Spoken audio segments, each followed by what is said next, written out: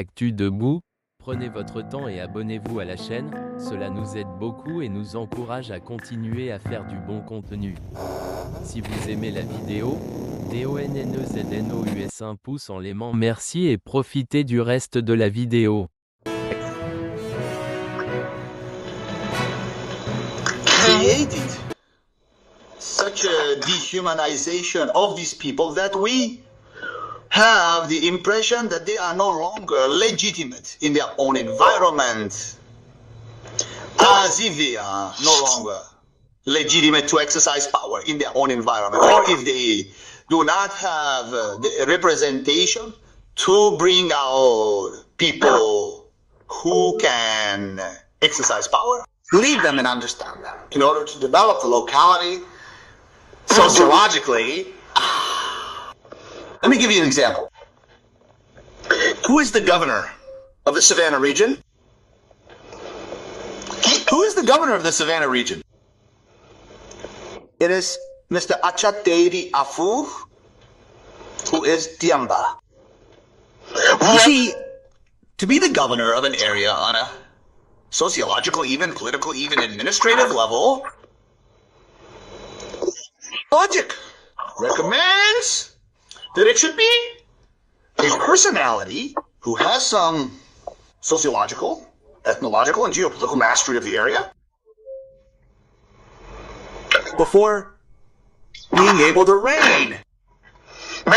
But we find that the populations of the Savannah region do not have the necessary level to be able to take charge of themselves or have a personality of their rank to lead, that we are going to import other people from other localities to come and dominate them. And this is not done on purpose. It is always done in the sense that the Moma, the Konkomba, the Chukozi, they are dehumanized and they do not have the necessary posture to be at the head of their government. And yeah. There is another example that I will cite. Currently, there is a lady senator who emerges from these activities in the Savannah region. Her name is Comfort Cabeza. She is a cabbie, but she is more legitimate in the Savannah region than in the CA prefecture in the Kara region. More legitimate simply because we cannot find people who can perhaps represent the Savannah region in the Senate other than someone who has been exported. That's another example.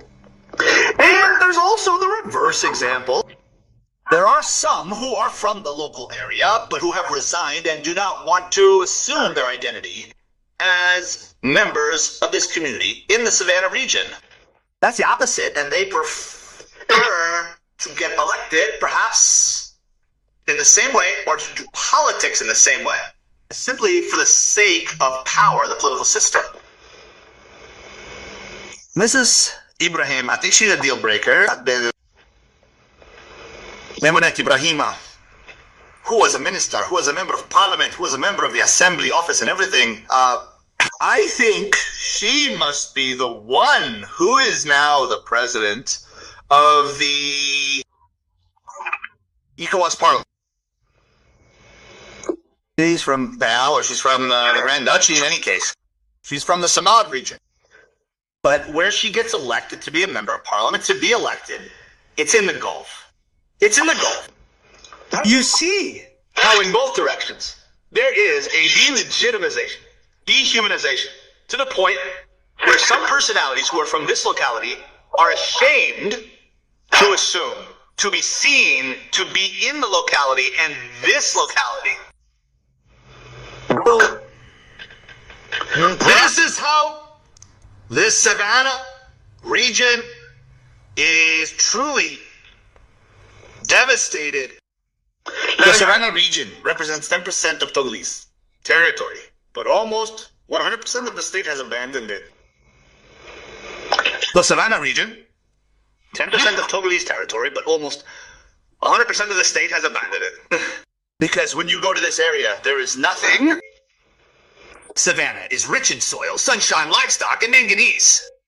When we do a geomine analysis of the region, there are mines in the Savannah region. But today, these rich people are being exploited. There have been contracts signed with companies, corporations, but does this benefit the Savannah region? I don't think so. To carry out this cartographic geopolitical and geopolitical analysis of the area, I know that many people already have a certain way of analyzing the situation through the history that we have learned. Many people have already done this. But we should recall a certain number of things to say that in the area, the population is around 1 million, according to the 2022 census, and Dapan, which is the capital, has around 117,000 inhabitants. It is the third largest city and the regional administrative hub.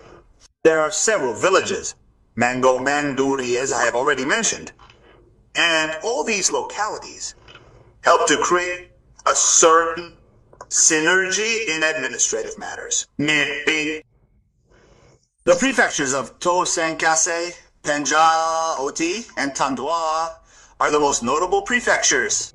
But besides that, there are villages that remain completely lost. However, it is a very strategic area, the Savannah region, that borders Burkina Faso, Ghana, and Benin. So it is very, very strategic, and also has the advantage of being a hub for the main axis number one, the Apan Ome, which opens onto Burkina Faso. But in terms of resources, infrastructure, and health, how many districts are there? There are only some in the big cities, but they are in a completely dilapidated situation. In terms of education, it is in these areas that we have had records of schools that are under trees, under mango trees, that have no infrastructure, that are abandoned. It is in this area, and this is information from World Bank reports. The World Bank says that the Savannah region is the poorest region in Togo. The Savannah region has the highest incidence of poverty in Togo. Around 61% of the population live below the poverty line. It is the region with the highest concentration of poor people in Togo. That's what the World Bank says. The Savannah's region accounts for 15% of the country, with over 1 million inhabitants, more than 1,000 villages, and a national poverty record. Roads, electricity, water, and public services are trickling in, which is causing a simmering anger, exodus, and vulnerability to extremism. When people are poor, when we come and offer them things to tell them that, well, we have to be complicit, we have to keep quiet so that we can act in a certain way, they can easily abandon their patriotic spirit to indulge themselves, to remain complicit. If people are poor, kept in poverty, kept in total precariousness, abandoned. Enter the sixth continent. If people are in this situation in a country that I live 600 kilometers away from, there is the sea, there are resources. In a country where the world is changing, in the capital, or 200 kilometers away, in Kara, also call it, and where the population remains devastated, where the poor lack their necessities, I think they are vulnerable to all sorts of corruption, manipulation, influence from foreign forces or harmful forces that could compromise the security of the locality. And yet, there are executives, since we are doing geography, which allows us to know how these executives grow a political existence that does not benefit this locality. We must take a look at this executive, Barke, who has held positions of responsibility for nearly 50 years, is from the locality. He is from the Savannas region. Today, the Secretary General of the government, Stanis Bamun Baba, is from the locality. I believe he is from Bambaka. General Y, who happens to be the Chief of Staff of the President of the Council of the number 1 in Togo, the all-powerful Forasembe, is from Ta. In history, we have known some who have shown a certain credibility, who were even mentioned during the sovereign national conference, who influenced the history of the locality. In Mango, he is not a cunt who was a baron of the system for a very long time. He is from Mango. Yes. If you allow me to follow up on what was mentioned earlier. It must be said that his case is emblematic in Togo, and if we want the dictatorship to fall one day, the Togolese people really need to address the case of Moussa Barke, because, as you said, he has been at the very heart of the system for 50 years. And or this day, he is the brains of the system. He is a multi-billionaire in dollars today. He was already the director of the port in 1970. And he is still the brains behind the structure of the Fifth Republic, where he is the president of the Senate. But to understand the complexity of the France-Afrique system set up in Togo, the DAP region is a nationalist region that fought for nationalism, whose daughter gave birth to President Sylvanus Olympio. Isis, his mother came from a region in the Savannas, a region that has always been national and fought for the independence of Togo. Moreover, this region has continued to support the Union of Forces for Change since the 90s, until measures were put in place to dismantle all opposition in the Savannas. The Savannas. However, the chief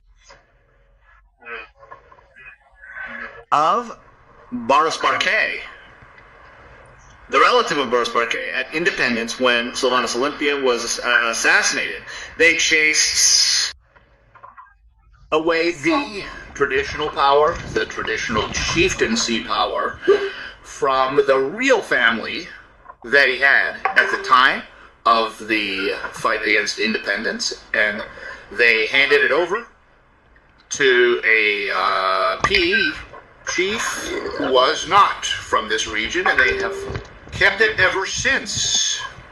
It is one of his sons, Boris Barke, to maintain not only the colonial hold on Togo, but also to maintain the Franco-African system, and that is why he remained very loyal to this regime to this day.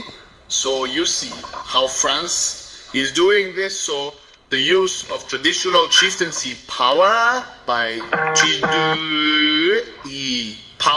taking away power from royal families, by giving it to nomadic people who do not have this legitimacy, and their sons are given scholarships and they go to the West and come back. They become executives and the brains of the system because it is the system that created them. This is the case of Barke. But you mentioned earlier Namoro Karamoko, who was one of the ministers in the government of Svanos Olympio, a minister of agriculture, I think, and also Martin Sanja. Martin Sanreja was a minister in the government of Sylvan Salt. Minister of what? Of education. So in Savaris Olympio's plan, he understood that Anna was at stake, had challenges, and he ensured that executives from this region could participate, right? That's the work of national construction. But when Yadima arrived with his regime, well, all these nationalist families were killed, wounded, sent into exile, and power was entrusted to dummies like Baru Sangbi or even YQs. Their role is to keep the region in suffering, in populism, and by using themselves as a scarecrow for this region. I still remember the young students who spoke about education earlier, who demanded their teachers in Apan, but who were massacred or even thrown in prison. The most emblematic case, I think, is that you were very involved in their case and you even published articles on the harassment that was done to these young people in Dapon who simply demanded their teachers but ended up in prison. So there is a real desire to crush them, to dominate them, and also to use a form of fraud that was put in place because the budget that Ford had voted for was $700 billion in the name of an outpost to fight terrorism with the Gailots in the north, in the region. Well, this agency has disappeared. And very recently, we saw how our soldiers were killed in this region. So you see, all this proves that for the Togolese authorities, development is not their priority. They simply want to enslave, exploit, dominate, and lead the population to a form of silence and terror. Recently, young people were massacred by drones. There has been no immediate follow-up to this, so the Saban region is really devastated. So I would like to provide all these elements here to get you going again without necessarily cutting you off. Thank you. Thank you very much for these elements, and these elements confirm the analyses we had previously made on this area and on the people responsible, the personalities from this area. When you spoke about Barke, you see Barke does not feel indebted to the Savanese region, or Ezres, or... I wonder how many times Barke leaves to go to Dapan per month, or per semester, or per year. You can count it on the tips of your fingers. That is to say, the SAS region does not concern him. It is not his priority. He is there to reinforce the system, the regime in place at Fort Nassim. Because, as you said, it is a matter of history, it is a matter of saying that your fathers, and originally you were nationalists, you were much more integrated and against it, and that's it, with the regime of Sylvanus Olympio. So you are going to be punished. And this is the punishment that is inflicted on this population. And when you read a little about the ethnic situation of this locality in the Savi region, it is one of the regions that is made up of several